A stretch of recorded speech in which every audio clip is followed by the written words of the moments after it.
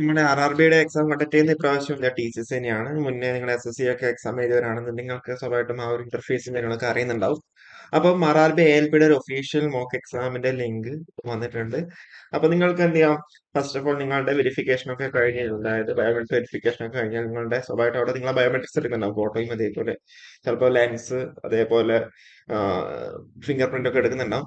അപ്പൊ അത് കഴിഞ്ഞ് നിങ്ങളെ ഫോട്ടോ എടുത്ത് കഴിഞ്ഞാൽ ഇവിടെ എന്താ ഫസ്റ്റ് നിങ്ങളുടെ ഫോട്ടോ ഇവിടെ വരുന്നുണ്ടാവും. ഓക്കെ, നിങ്ങൾ അപ്ലൈ ചെയ്യുമ്പോൾ കൊടുത്ത ഫോട്ടോയും അതുപോലെ നിങ്ങൾ എക്സാം ടൈമിൽ നിങ്ങൾ ക്ലിയർ ചെയ്ത സമയത്തുള്ള ആ ഒരു ഫോട്ടോയും ഫസ്റ്റ് നിങ്ങൾ ചെക്ക് ചെയ്യേണ്ട നിങ്ങളുടെ നെയിമും ഫോട്ടോയും എന്താ നിങ്ങളുടെ ഇത് തന്നെയല്ലേ, കറക്റ്റ് തന്നെ ഇല്ലേ എന്നില്ല നിങ്ങൾ ചെക്ക് ചെയ്യുക.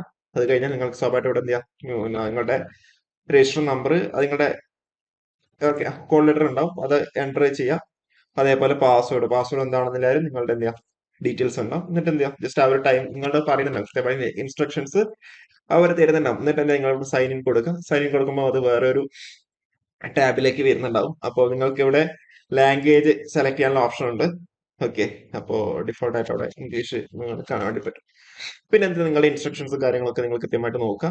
അതേപോലെ ക്വസ്റ്റ്യൻസിന്റെ കാര്യം ഇതാണ്, you have not visited the question net, അതേപോലെ you have not answered the question, you have answered the question, അതേപോലെ you have not answered the question but have marked the question for review, അതേപോലെ you have answered the question and marked for review, this will be considered for evaluation. അതായത് നിങ്ങൾ mark four review എന്ന് കൊടുത്തു കഴിഞ്ഞാൽ നിങ്ങൾക്ക് എന്തായിരിക്കും, നിങ്ങൾ ഫൈനലായിട്ട് അത് ആൻസർ ചെയ്തില്ല എന്നുണ്ടെങ്കിൽ കൂടിയും, അതായത് ആൻസർ ചെയ്തിട്ടുണ്ട് പക്ഷെ അത് റിവ്യൂവിന് വേണ്ടി കൊടുത്തിട്ടുണ്ട്, അതെന്തായിരിക്കും നിങ്ങളുടെ ഇവാലുവേഷൻ പർപ്പസിന് എന്താ അത് കൺസിഡർ ചെയ്യുന്നുണ്ടോ. ഓക്കെ, പിന്നെ എന്താ ഓരോ ആരോ വെച്ചിട്ട് നിങ്ങൾക്ക് ക്വസ്റ്റ്യൻസ് നിങ്ങൾക്ക് എന്താ നാവിഗേറ്റ് ചെയ്യാൻ വേണ്ടി പറ്റുന്നുണ്ടാവും. അതേപോലെ നിങ്ങൾ ഒരു ആൻസർ സെലക്ട് ചെയ്ത് കഴിഞ്ഞാൽ അത് ക്ലിക്ക് ചെയ്തതിനു ശേഷം സേവ് ആൻഡ് നെക്സ്റ്റ് എന്ന് പറഞ്ഞ ഓപ്ഷൻ കൂടി നിങ്ങൾ അവിടെ കൊടുക്കണം. ഓക്കെ, അപ്പൊ കൃത്യമായിട്ട് ഇൻസ്ട്രക്ഷൻസ് ഉണ്ട്. അപ്പൊ 75 ക്വസ്റ്റ്യൻസ് ആണ് ഉണ്ടാവുക. 1 hour ആണ് ഡ്യൂറേഷൻ ഉള്ളത്. 1/3 എന്താ നെഗറ്റീവ് മാർക്കിംഗ് ഉണ്ടാവും.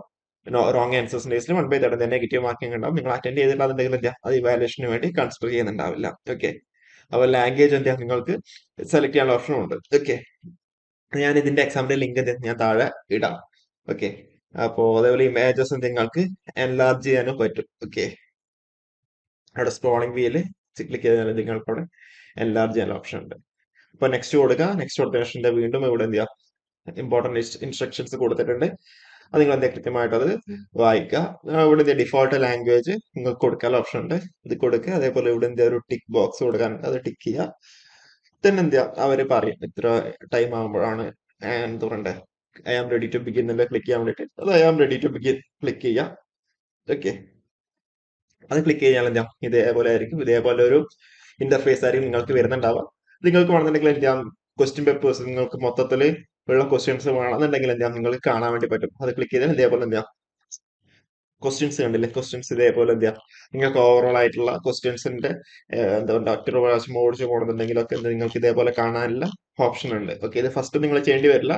അതായത് നിങ്ങൾ ഒരു പ്രാവശ്യം 2 സെക്കൻഡ് റൗണ്ടിലോ അല്ലെങ്കിൽ തേർഡ് റൗണ്ടിലൊക്കെ വേണമെന്നുണ്ടെങ്കിൽ എന്താ ഇതേപോലെ നോക്കും, നിങ്ങൾക്ക് മനസ്സിലാവുന്നുണ്ടാവും ഇന്ന ക്വസ്റ്റ്യൻ ആണ് ഞാൻ ചെയ്യാൻ വേണ്ടി വിട്ടുപോയതെന്നോ അങ്ങനെയൊക്കെ ഉണ്ടാവുമല്ലോ. അപ്പൊ അതൊക്കെ വേണമെങ്കിൽ നിങ്ങൾക്ക് ഓവറോൾ ആയിട്ട് എന്ത് ചെയ്യാം, നിങ്ങൾക്ക് അതവിടെ നോക്കാൻ വേണ്ടി ഇത് യൂസ്ഫുൾ ആയിരിക്കും, ക്വസ്റ്റ്യൻ പേപ്പർ എന്നുള്ള കാര്യം. ഓക്കെ, അപ്പൊ നോക്കുമ്പോൾ മനസ്സിലാവും ഇന്ന ഇത്രാമത്തെ ക്വസ്റ്റ്യൻ ആണ് എനിക്ക് ചെയ്യാനുള്ളത് എന്നുള്ള കാര്യങ്ങളൊക്കെ എന്താ ഇതേപോലെ ഓവറോൾ ക്വസ്റ്റ്യൻ പേപ്പർ എന്നുള്ള ക്ലിക്ക് ചെയ്യുമ്പോൾ നിങ്ങൾക്ക് അവിടെ മനസ്സിലാവുന്നുണ്ടാവും. അതുകൂടാതെ ഇവിടെ എന്താ ടൈം ലെഫ്റ്റ് എന്നുള്ള രീതിയിൽ ഒരു ഇൻഡിക്കേറ്റർ ഇവിടെ കാണിക്കുന്നുണ്ടാവും. അതേപോലെ ഈ ഒരു സെഷൻ, ഈ ഒരു ടാബ് നിങ്ങൾ ക്ലിക്ക് ചെയ്ത് കഴിഞ്ഞാൽ എത്ര നിങ്ങൾ ആൻസർ ചെയ്തിട്ടുണ്ട്, എത്ര ക്വസ്റ്റ്യൻസ് നിങ്ങൾ ആൻസർ ചെയ്തിട്ടില്ല, എത്ര ക്വസ്റ്റ്യൻസ് നിങ്ങൾ ഇതുവരെ വിസിറ്റ് ചെയ്തിട്ടില്ല, അതിൽ എത്ര ക്വസ്റ്റ്യൻസ് നിങ്ങൾ മാർക്ക് ഫോർ റിവ്യൂ കൊടുത്തിട്ടുണ്ട്, അതേപോലെ എത്ര ക്വസ്റ്റ്യൻസ് നിങ്ങൾ answered and mark four review. ഈ മാർക്ക് ഫോർ റിവ്യൂ അല്ലെങ്കിൽ ആൻസേർഡ് മാർക്ക് ഫോർ റിവ്യൂ എന്ന് പറഞ്ഞാൽ നിങ്ങൾക്ക് ചില ക്വസ്റ്റ്യൻസ് നിങ്ങൾക്ക് ഡൗട്ട് ഉണ്ടാവുമല്ലോ, അതായിരിക്കും നിങ്ങൾ സ്വഭാവമായിട്ട് അങ്ങനെ കൊടുക്കുന്നുണ്ടാവും. വീണ്ടും ഒരു പ്രാവശ്യം കൂടി നോക്കണം എന്നുള്ള രീതിയിൽ അല്ലെ. അപ്പൊ അത് കൃത്യമായിട്ട് എന്ത് എവിടെയുണ്ട്. അപ്പൊ ഇതിനനുസരിച്ച് എന്താ നിങ്ങൾക്ക് ചെയ്യാൻ പറ്റും. അതല്ലാണ്ട് നമുക്ക് ഇവിടെ ക്വസ്റ്റ്യൻ പാലറ്റ് ഉണ്ട് അല്ലെ. ക്വസ്റ്റ്യൻ പാലറ്റ് ഇങ്ങനെ സ്ക്രോൾ ചെയ്ത് കഴിഞ്ഞാൽ നിങ്ങൾക്ക് എന്താ ഇതേപോലെ കാണാൻ വേണ്ടി പറ്റുന്നുണ്ടാവും. അപ്പൊ നിങ്ങൾക്ക് ക്വസ്റ്റ്യൻ പാലറ്റ് നിങ്ങൾക്ക് കാണണ്ടെന്നുണ്ടെങ്കിൽ ഫുൾ സ്ക്രീനിൽ കാണുന്നുണ്ടെങ്കിൽ എന്താ ഇതേപോലുള്ള ഈ ഒരു ഐക്കൺ ക്ലിക്ക് ചെയ്താൽ ഇതേപോലെ എന്താ നിങ്ങൾക്ക് കാണാൻ വേണ്ടി പറ്റും. അപ്പൊ നിങ്ങൾക്ക് ഇപ്പൊ ജസ്റ്റ് ഒരു എക്സാമ്പിൾ പറയുകയാണെങ്കിൽ ഫസ്റ്റ് ക്വസ്റ്റ്യൻ വന്നു. ഫസ്റ്റ് ക്വസ്റ്റ്യൻ നിങ്ങൾക്ക് എന്താ അറിയില്ല എന്ന് വിചാരിക്കും. അറിയില്ല എന്നുണ്ടെങ്കിൽ എന്താ നിങ്ങൾക്ക് ഇവിടെ സേവ് നെക്സ്റ്റ് എന്ന് പറഞ്ഞ് കൊടുക്കാം. ഇനിയിപ്പോ രണ്ടാമത്തെ ക്വസ്റ്റ്യൻ നിങ്ങൾക്ക് അറിയുന്നുണ്ട്. അറിയുന്നുണ്ടെങ്കിൽ നിങ്ങൾക്ക് എന്താ അത് ക്ലിക്ക് ചെയ്യാം.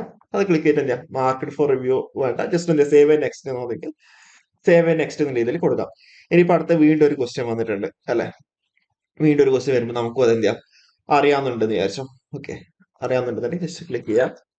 ജസ്റ്റ് ക്ലിക്ക് ചെയ്തിട്ട് എന്താ mark four review and next എന്നുള്ള രീതിയിൽ നമുക്ക് ഇവിടെ കൊടുക്കാൻ വേണ്ടി പറ്റും. ഓക്കെ, അതേപോലെ ഈ ഒരു ക്വസ്റ്റ്യൻ നമുക്ക് അറിയില്ല. അപ്പോ ചിലപ്പോൾ എന്ത് ചെയ്യാം, നമുക്ക് ഒരു സെക്കൻഡ് റൗണ്ടിലോ തേർഡ് റൗണ്ടിലൊക്കെ നമുക്ക് കിട്ടുന്നുണ്ടെങ്കിൽ എന്ത് ചെയ്യാം, just mark four review next എന്ന് പറഞ്ഞു കൊടുക്കാം. അതുപോലെ അടുത്തൊരു ക്വസ്റ്റ്യൻ, ഈ ഒരു ക്വസ്റ്റ്യൻ എന്ത് ചെയ്യാം, നമുക്ക് അറിയാം പക്ഷെ അതിൽ ആൻസറിൽ ചെറിയൊരു ഡൗട്ട് ഉണ്ട്. ആ ഡൗട്ട് ഉണ്ടെന്നുണ്ടെങ്കിൽ ജസ്റ്റ് ക്ലിക്ക് ചെയ്യാം, മാർക്ക് ഫോർ റിവ്യൂ നെക്സ്റ്റ്. അപ്പൊ അതാണ് ഇവിടെ പറയുന്നത്. ഇതിലിപ്പോ നോക്കുമ്പോൾ നമുക്ക് മനസ്സിലാവുന്നത്, അതായത് ഒറ്റ എന്ത് ചെയ്യാം, മാർക്ക് ഫോർ റിവ്യൂ കൊടുത്തിട്ടുണ്ട് പക്ഷെ ആൻസർ ചെയ്യില്ല. പക്ഷെ രണ്ടെണ്ണം നമ്മൾ എന്ത് ചെയ്തു, ആൻസർ ചെയ്തിട്ട് എന്ത് ചെയ്യാം, ഒരു ഡൗട്ട് ഉള്ളതുകൊണ്ട് മാർക്ക് ഫോർ റിവ്യൂ എന്നും കൂടി കൊടുക്കും. അത് നമുക്ക് ഇവിടെ തന്നെ നോക്കിക്കഴിഞ്ഞാൽ, ഈ ഒരു ക്വസ്റ്റ്യൻ പാലറ്റ് നോക്കി കഴിഞ്ഞാൽ മനസ്സിലാവും.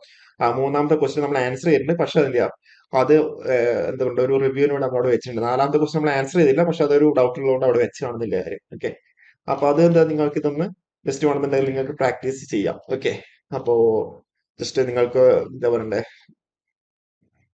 ജസ്റ്റ് ഒരു മോക്ക് എന്നുള്ള രീതിയിൽ റെയിൽവേയുടെ CN1/2024, അതായത് ALPയുടെ കേസിലാണ് അവരവിടെ സ്പെസിഫൈ ചെയ്ത് പറഞ്ഞിട്ടുള്ളത്. കാരണം വെച്ചാൽ ക്വസ്റ്റ്യൻസ് ഒക്കെ ആ ഒരു രീതിയിലാണ് ഉള്ളത്.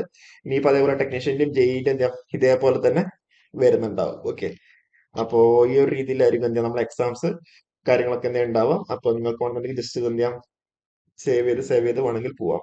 കാര്യങ്ങൾ എല്ലാവരും ഇതൊന്ന് അറ്റൻഡ് ചെയ്ത് നോക്കാം. ഓക്കെ, അപ്പോ ഇത്രയും കാര്യങ്ങളാണ് നമുക്കിവിടെ പറയാനുള്ളത്. അപ്പോൾ കൂടുതൽ അപ്ഡേറ്റ്സ് ആയിട്ട് നമുക്ക് വീണ്ടും കാണാം. ഓക്കെ.